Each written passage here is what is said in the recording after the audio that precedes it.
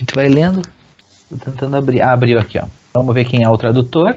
Ó, Não mostra, tem um chuva aqui. eu não sei, não tem nem nome do tradutor pra você ver. Humilde. É um pobre humilde. Não, mas eu acho que. Porque o estranho é porque no final tá escrito nota do tradutor. Então, ou seja, os caras que digitalizaram isso daqui, eu sou o tradutor. Não, tem a nota aqui, mas. Tipo, N do T é nota do tradutor. Confere? Esse nota do tradutor aí, eu acho que o cara tem um pseudônimo, tradutor. Como é o nome dele? Ah, ele usa o. E ele fez várias notas, hein? Tradutor. Eu acho que os caras pegaram isso. Alguém deve ter, tipo, alguma edição que tem o nome do tradutor. E ainda os caras lá em cima dão o maior sermão pra você se você não dá o crédito pra ele. Créditos, Acrópolis. Mandar um e-mail pra eles. Cara, vocês têm que aprender a colocar o nome do tradutor, que eu não posso citar você. Tá, mas vamos então. Eu leio um pouco a minha tradução, você lê um pouco a tua tradução e a gente segue o nosso barco. Vamos ler. A gente pode ler uma e ler de novo, sabe? Como são parágrafos. Ó, cada parágrafo. Lê e depois lê de novo. Eu leio o primeiro parágrafo, então. Vamos lá. Só pra começar a ler, hein? Tá. Tratado da emenda do intelecto e da via pela qual ele se dirige da melhor maneira ao verdadeiro conhecimento das coisas. Parágrafo 1º. Depois que a experiência me ensinou que tudo aquilo que frequentemente ocorre na vida comum é vão e fútil, e como eu visse que tudo o que eu temia e o que me levava a temer nada tinha em si mesmo de bom nem de mal, senão enquanto por isso o ânimo fosse movido, pus-me finalmente a inquirir se dar-se-ia algo que fosse um bem verdadeiro e comunicável de si, somente pelo qual, rejeitados todos os demais, o ânimo fosse afetado. Mais ainda, se dar-se-ia algo que, descoberto e adquirido, me fizesse fruir pela eternidade uma contínua e suma alegria. Digo que finalmente decidi, à primeira vista. Parecia despropositado querer perder uma coisa certa por causa de outra coisa incerta. Via com certeza as vantagens que são conquistadas com as honras e com as riquezas.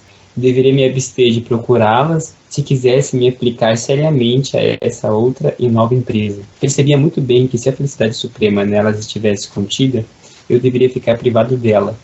E se, na verdade, nelas não tivesse contida e se me apegasse exclusivamente a elas, ficaria então igualmente privado da felicidade suprema.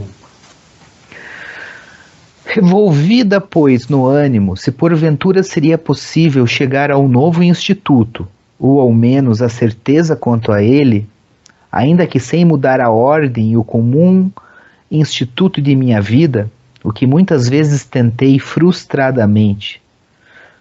Pois tudo aquilo que no mais das vezes ocorre na vida e que aos homens é estimado como sumo bem, se reduz a esses três, a saber, as riquezas, as honras e o prazer. Por esses três a mente é distraída a tal ponto que ela não pode pensar nem um pouco em algum outro bem.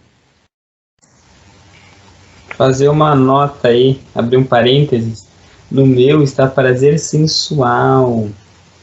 E em latim é libidinem. Sim. Eu não sei falar. Só que eu acho que pro que ele está dizendo aqui, ele está fazendo tipo uma aproximação prévia, né? Não está definindo. Mas a libidine é um tipo dos prazeres, porque é tipo a alegria, né? Tipo de prazer sentido de alegria.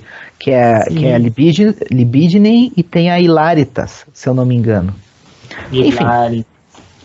Tanto que, outro parênteses, fecha parênteses, abre parênteses, essas três é aquela clássica do Aristóteles, né? Do Ética Nicomo, Coeudemo, fecha parênteses. No que se refere ao prazer sensual, ele mantém o espírito em suspenso, como se repousasse em algum bem, pelo qual fica absolutamente impedido de pensar em outro. Mas depois do desfrute dele, segue-se uma profunda tristeza que não se suspende à mente, a perturba, contudo, e a embota. A procura das honras e das riquezas não distrai menos de igual modo a mente, especialmente onde essas são procuradas por si mesmas, porquanto se supõe que sejam o sumo bem. Nota 1. Isso poderia ser explicado mais amplamente e distintamente, ou seja, distinguindo as riquezas que são procuradas por si mesmas, ou por causa da honra, ou pelo prazer sensual, ou pela saúde, ou progresso da ciência e das artes. Mas isso fica reservado para o seu lugar apropriado, porque neste local não se pode examinar essas coisas de modo acurado. Tá, essa é a nota dele mesmo, né?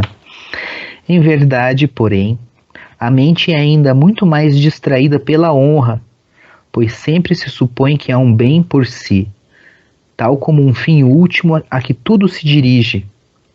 Além disso, nelas, né, nas honras e riquezas, não se dá, como no prazer, o arrependimento.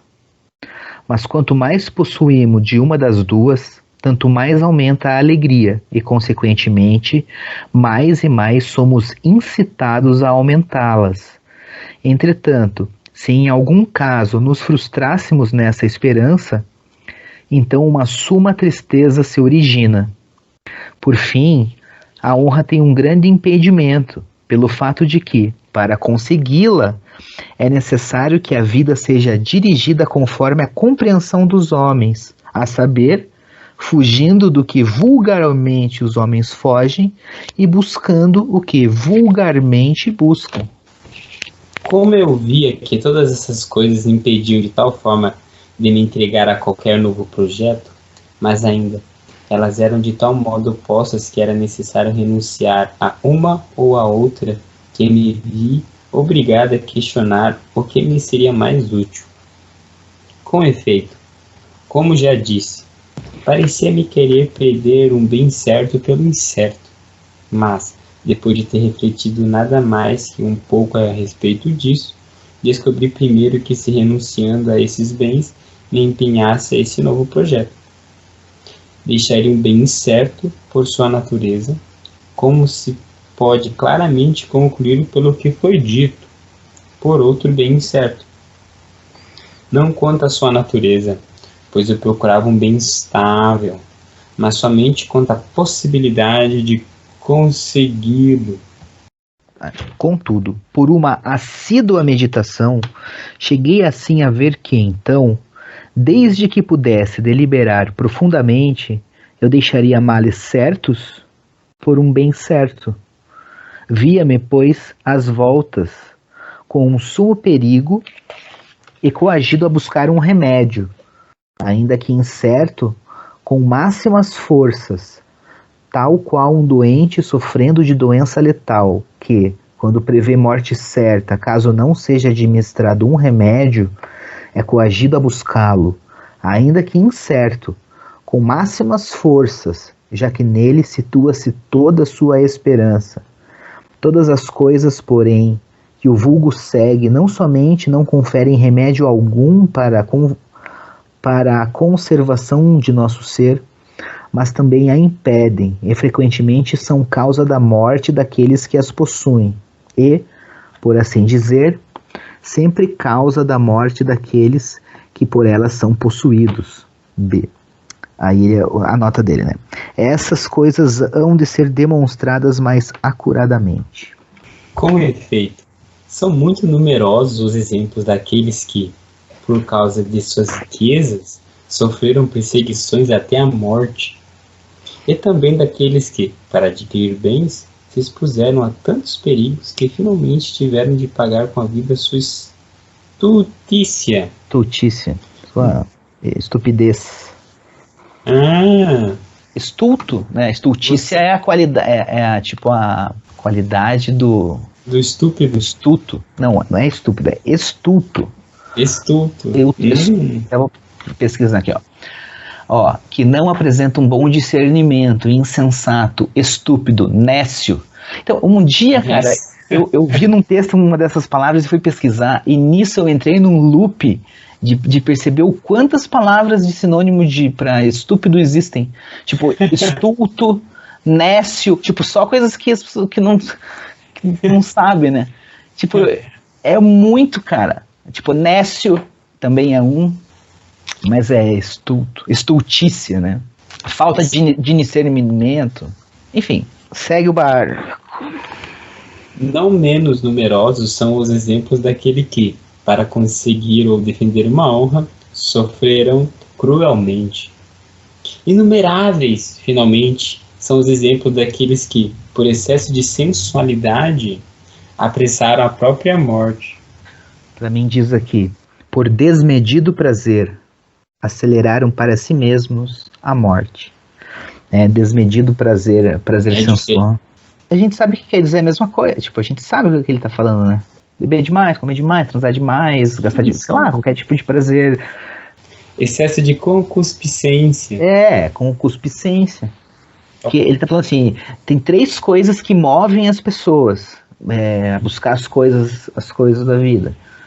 Ou aqueles que dá riqueza, a honra e o prazer. Quando a gente fala de prazer, envolve todos os prazeres aí, né? Sim. Tanto é que ele fala aí que tem gente que busca a riqueza por prazer e a honra por prazer, e que tem que fazer um detalhamento nesses pontos aí e tal, mas que agora não era a hora. Ademais, tais males pareciam originar-se do fato de que toda felicidade ou infelicidade está situada apenas no seguinte, a saber, na qualidade do objeto ao qual aderimos por amor. Essa frase eu vou ler de novo porque eu tinha até marcado aqui já. Tais males, ou seja, esses males aí que ele falou que acontece com quem busca essas questões aí, essas coisas ali atrás, prazer, riqueza e honra, né? Esses males que ele exemplificou agora há pouco. Tais males pareciam originar-se do fato de que toda a felicidade ou infelicidade está situada apenas no seguinte, a saber, na qualidade do objeto ao qual aderimos por amor. Então, o que ele está dizendo é que a felicidade ou a infelicidade, ela está vinculada ao objeto ao qual eu me relaciono.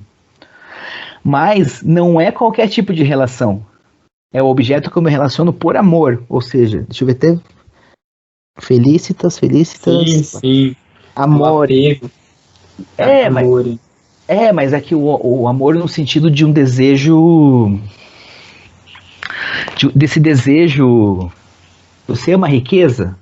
Você ama a riqueza de um carro? Você ama um carro conversível? É isso que você ama? Você se adere a esse objeto por amor a um carro? No sentido de que se for uma merda, o carro não significa nada perante a vida, as coisas, você vai estar investindo, ou a própria honra, ou o que for, você vai estar investindo o teu amor, a tua dedicação da tua vida a algo que te traz infelicidade, entendeu? Depende do objeto ao qual você adere por amor, ao qual você adere por desejo, ao qual você adere por aquilo que não é amado, nunca se originarão litígios, nem haverá tristeza alguma caso isso pereça, nenhuma inveja caso seja possuído por outro, nenhum temor, nenhum ódio, nenhuma palavra, nenhuma comoção de ânimo, tudo seguramente acontece no amor das coisas que podem perecer, como são todas aquelas que falamos há pouco. Então, se você ama algo que pode perecer, algo que é muito volátil, e você adere por amor a isso, você vai estar com o teu ânimo vinculado ao destino daquela coisa, como algo fundamental. Você sabe o que é o amor, né? As coisas que você ama. E interessante que ele falou o objetivo dele, né? Essa felicidade suprema e eterna.